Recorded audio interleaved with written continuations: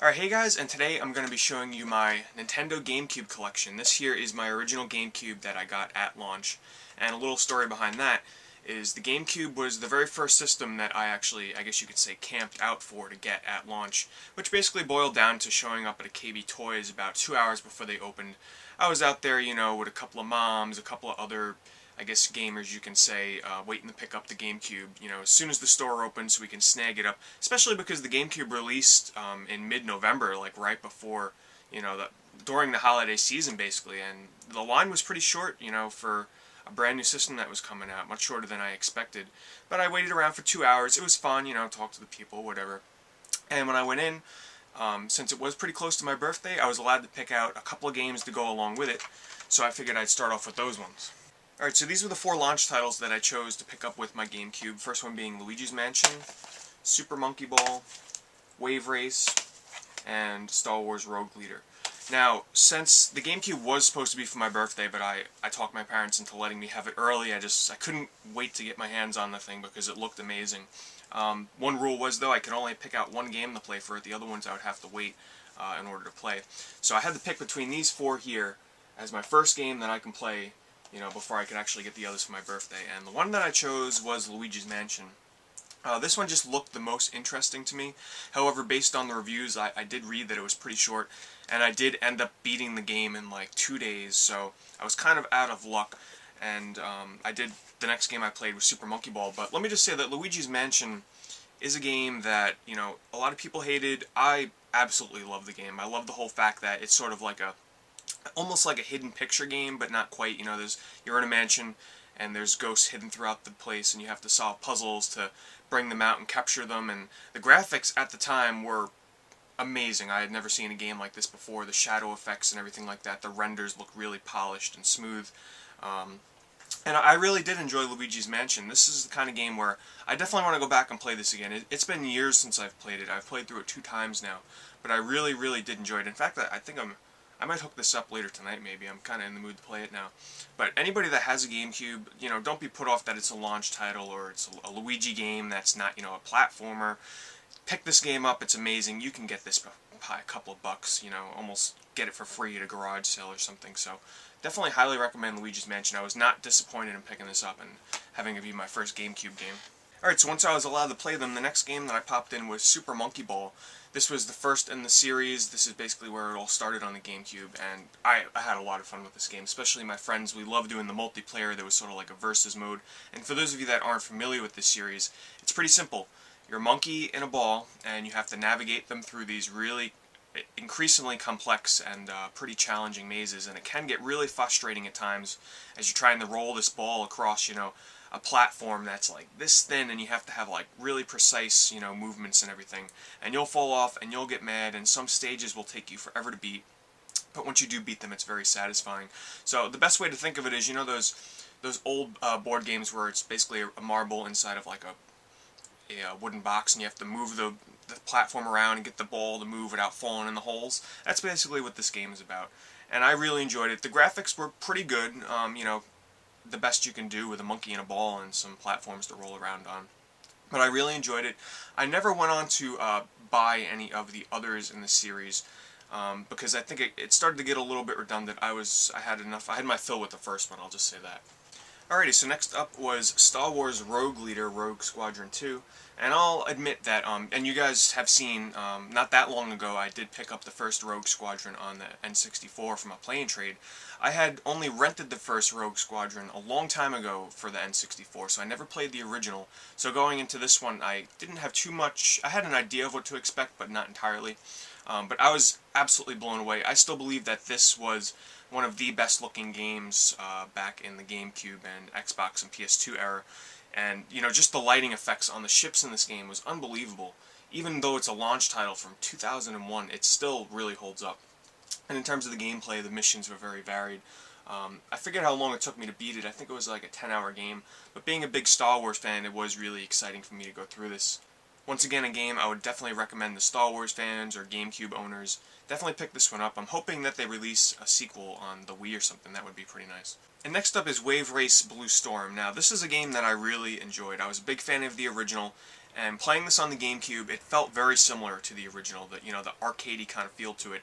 One of the best parts, though, was the wave physics and the way they looked. They looked excellent on the GameCube. I would highly recommend this. Unfortunately, I guess it didn't sell as well as they had hoped, and there hasn't been another wave race game in 9 years. Unfortunately, maybe there'll be a new one on the Wii. That would be pretty awesome. But I think they've kind of abandoned the series, which is kind of sad because I really enjoyed this. I found it a lot of fun. So December 2nd was a big day for the GameCube, and that is because Super Smash Bros. Melee and Pikmin came out on the same day. And since, GameCube owners really had nothing to choose from since launch in terms of new titles, this was a big day for us. And I picked up both.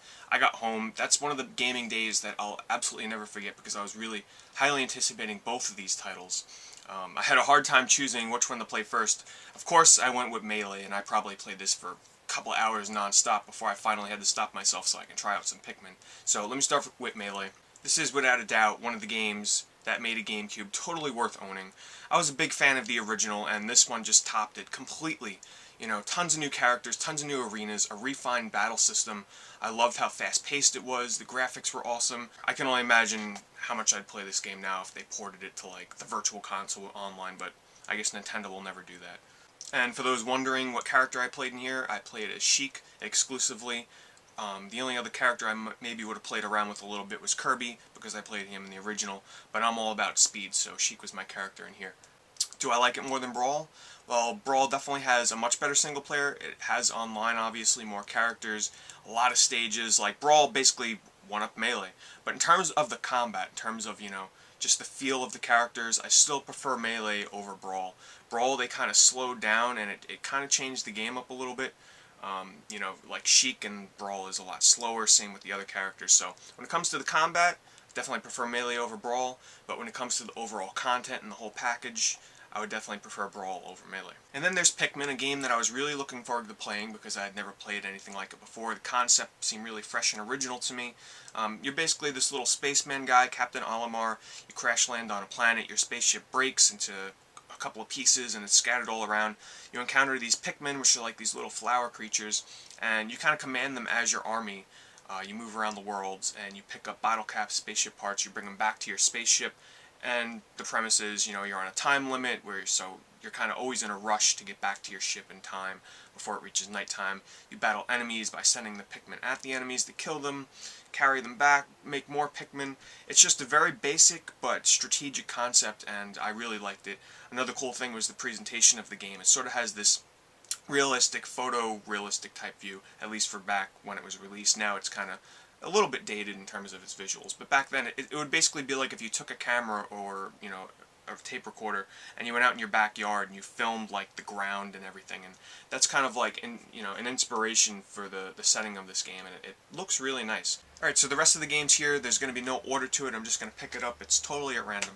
So first one here is Smugglers Run War Zones, and the reason why I picked this one up is because I was a huge fan of the original on the PlayStation 2. I kind of like the open world kind of concept to it.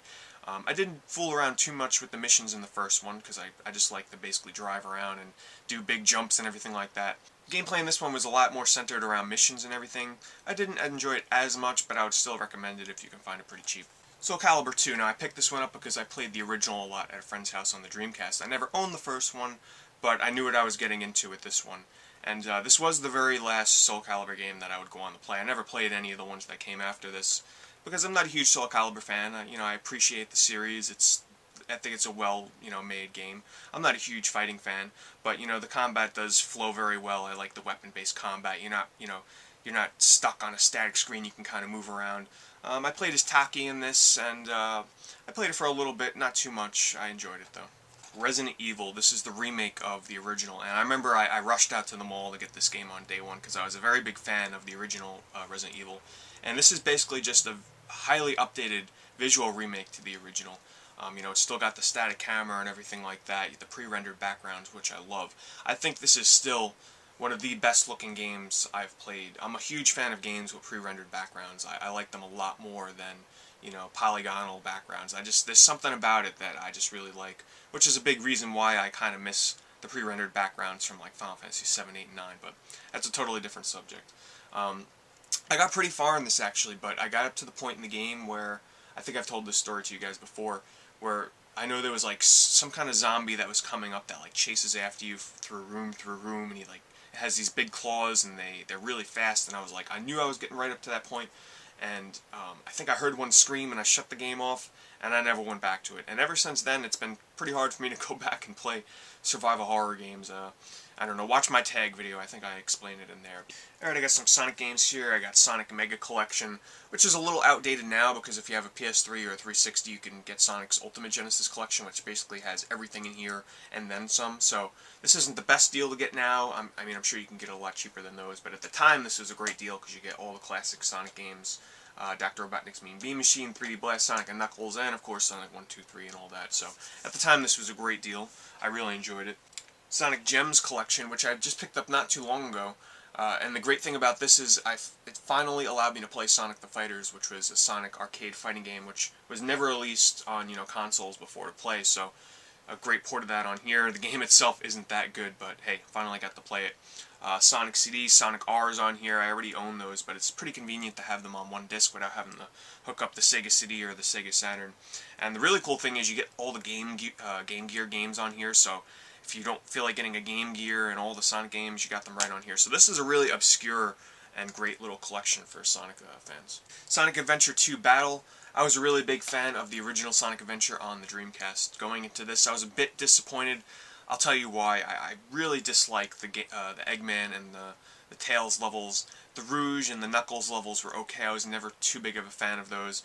The Sonic and Shadow levels, of course, were the best because going really fast through loops and everything like that, going through the stages as fast as you can, those I really enjoyed. I was also a big fan of the Chows in here, the Chow Gardens, raising my Chows and everything. I thought that was pretty fun. Now, this was a port of the Dreamcast game, and they tacked on the Battle subtitle down here because they added in like a multiplayer element to it, which I never really went deep into.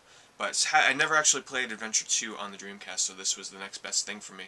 And it's decent. I just really enjoyed the Sonic, Shadow, and Chow stuff. Everything else was kind of meh for me.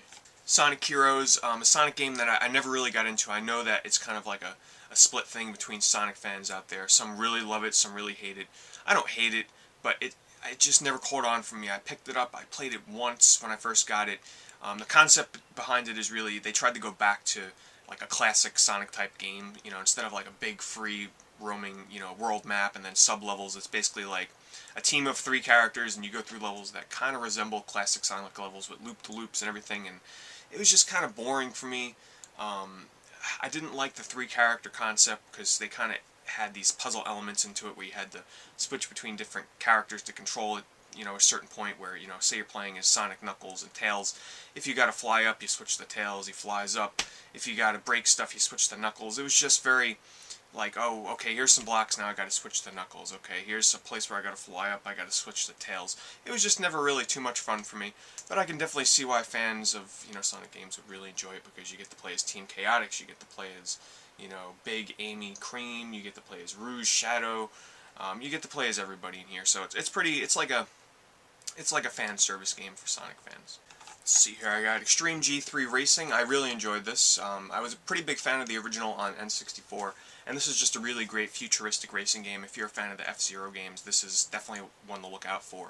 I played a lot of this. It's just a very, very fast racing game with like huge loops and futuristic cities, a really good soundtrack, a weapon-based shooter. So if you're a fan of like F-Zero and Mario Kart, definitely try and find this. I think they released this on the PS2 and the Xbox. I could be wrong, but definitely try and find this game. Extreme G3 Racing, really fun.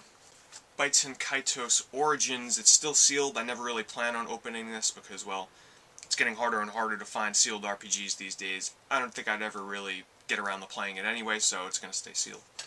Mario Kart Double Dash. This is probably one of my least favorites in the Mario Kart racing series, if not my least favorite of all of them, actually. I just never really got into the double kart racing thing. I was more of a fan of just the straight up, single kart, got your items, none of the switching around stuff. I also found that a lot of the courses in this were kind of boring and plain, and I don't know, I guess just going from Mario Kart 64 to this, it was just something different about this that I never really caught on with it. Don't get me wrong, it was a fun game, I played quite a bit of it, but it never captured, the Mario Kart 64 feel. Lord of the Rings: The Third Age. I remember being really excited about this because, you know, I just saw the movies and they were awesome, and then, wow, Lord of the Rings turn-based RPG was coming out.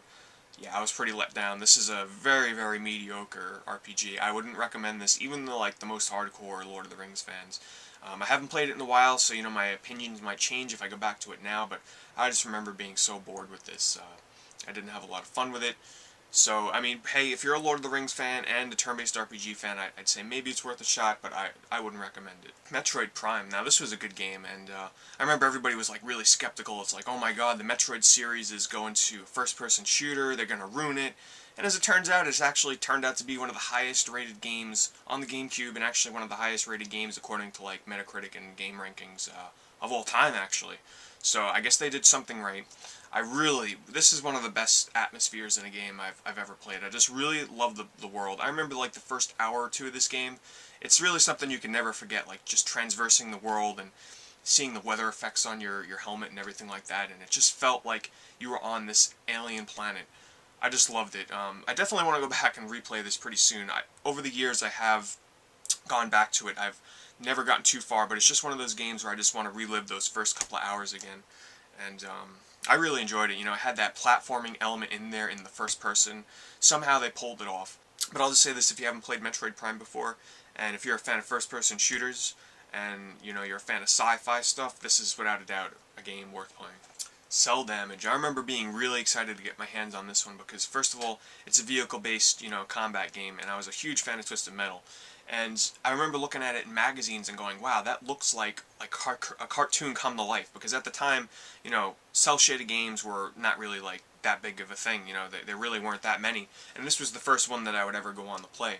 Of course, you know, later on, years to come, cel-shaded games were like a dime a dozen. You saw them everywhere, and it got really old. But at the time, the graphics in this absolutely blew me away, you know. Simple, bright graphics, and everything was outlined in these big, dark lines. The animation in this game was really good. Like, the weapons were giant axes and huge, you know, rockets, and it was just very... Think of it like a Looney Tunes car combat game before a Looney Tunes car combat game came out, because I think one of them did come out. But this was the one that really started it all. I found this to be a lot of fun. Now, the really unique thing about this game that was kind of love or hate is everything in here was one-hit kill. So if you had a machine gun, it only took one bullet to kill an enemy car. You know, one swipe of your axe, they were dead. So I actually enjoyed it. The game was challenging, was a lot of fun to play in multiplayer. The levels were really well thought out. This was, you know, one of those games that got really pretty low review scores, but I really enjoyed it, and I would still recommend this game. I found it a lot of fun. Animal Crossing. This is a game that I played for a good month or two, for quite a bit of time. And this is a series where people play this game like non-stop every day for like a year or 2 years or more than that. I really don't see the appeal in it that much, how it can hold your attention for that long. But basically it's just a village simulator with these little cute animal characters and everything like that. You go around your village and you talk to them, and you can fish and get items and dig up fossils and put them in your museum and send mail and all this kinds of stuff. I mean, there is a lot to do in this game. Design your own clothing, get stuff for your house, and kind of build your house up over time.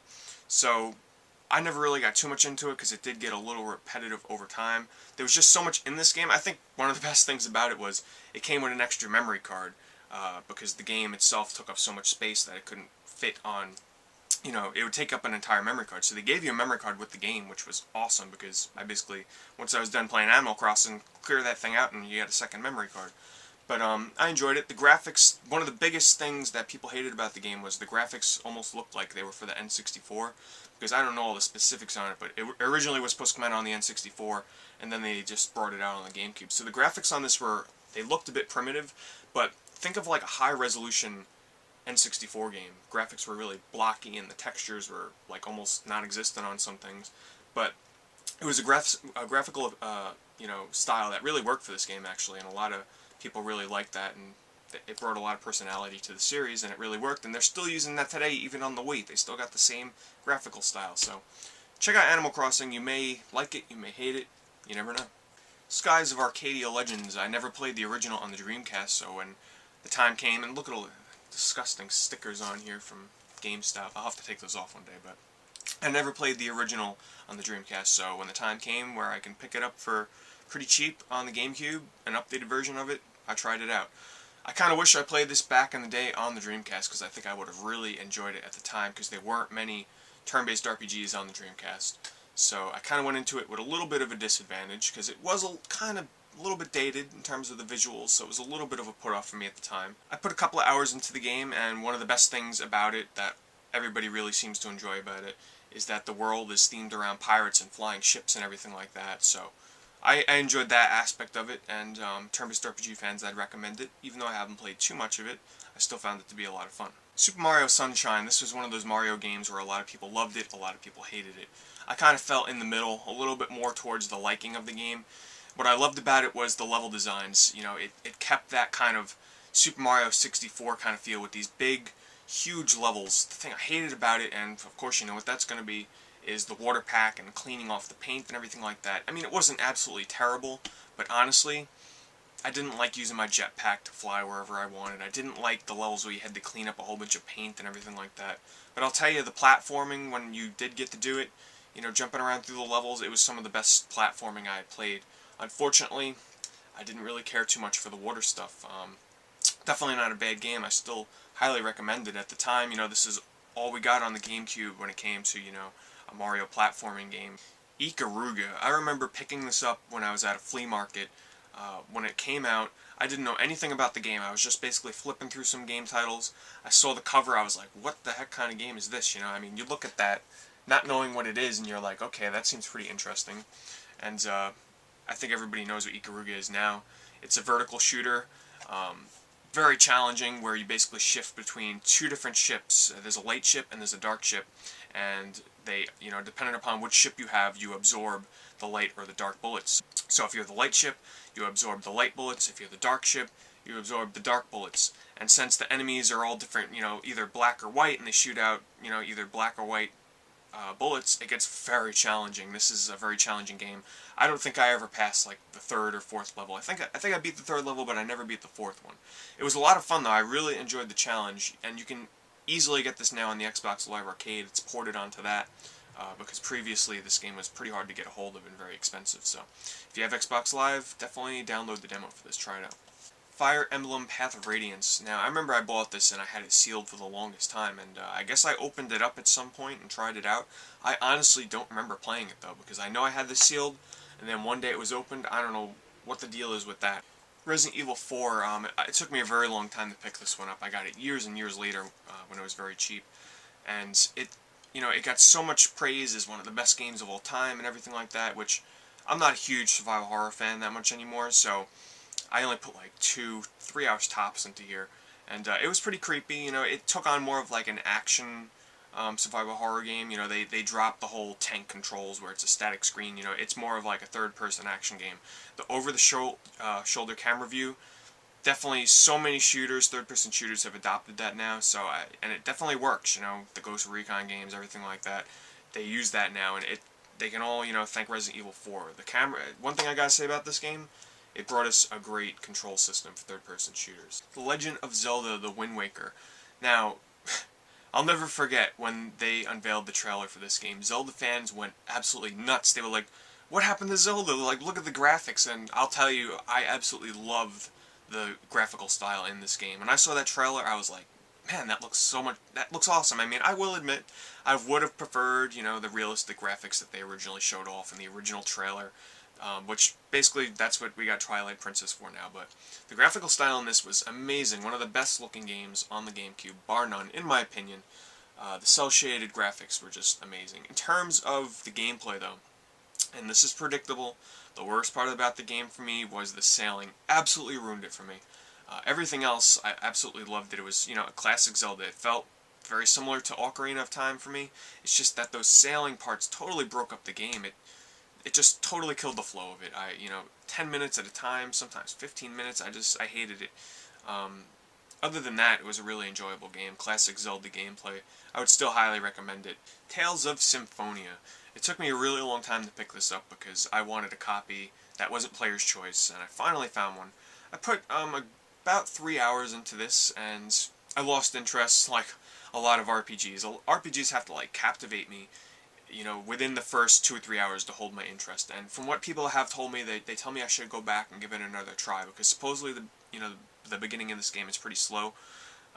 But I have played Tales of Vesperia on the 360, and I really enjoyed that. I love the combat system in that game. But maybe one day I'll get back to trying this game out. I'll give it another chance, but I can't say I'll do that anytime soon because supposedly this is a really long game. Bomberman Generation. I picked this up because I wanted a Bomberman game, you know, for multiplayer, and this is a pretty decent one. It has cel-shaded graphics. The main focus of this game was actually its single player, but I picked it up for the multiplayer. I didn't play too much of it. But it was a good distraction for a couple of days, you know, play with some friends. In the next couple of games here, I just either never got around to playing or they're recent pickups and I haven't got a chance to go play them yet. And the first one would be Sonic Riders. From what I've heard, this is a very mediocre racing game, so I don't think I'm missing out on much from not playing that one. F-Zero GX, there's been a couple of times where I was about to pop this in because I really think I really enjoy this game. I picked this up not too long ago. I really definitely want to get around to playing this sometime because I really like fast, futuristic racers like this, just like that Extreme G3 game I was telling you about. Rayman 3 Hoodlum Havoc, I played this very briefly. I really enjoyed Rayman 2 on the PlayStation 2. This one has more of like a, kind of like a cartoony, not as, the thing about Rayman 2 was it had a really great dark kind of theme to it. This one's a little bit more, I guess you can say, cartoony, kid-friendly. I've heard it's pretty decent though, so I'll get around to playing it sometime, hopefully. Paper Mario The Thousand Year Door. I've had this one for a while. It took me a while to buy this. I'm kind of surprised at myself for not buying this one more recently because I really enjoyed the original Paper Mario on the N64. And I finally got around to picking this one up. That wasn't a player's choice. It still says bestseller here. I guess that's right before they started introducing the player's choice brand games on Gamecube. But I've had a lot of recommendations for this game. I've heard from a lot of people it's awesome. There's been multiple times where I've wanted to try it out, so definitely one of these game days I'll get around to trying it. Blood Rain. This is still sealed because I got this as a present from my grandfather years and years ago.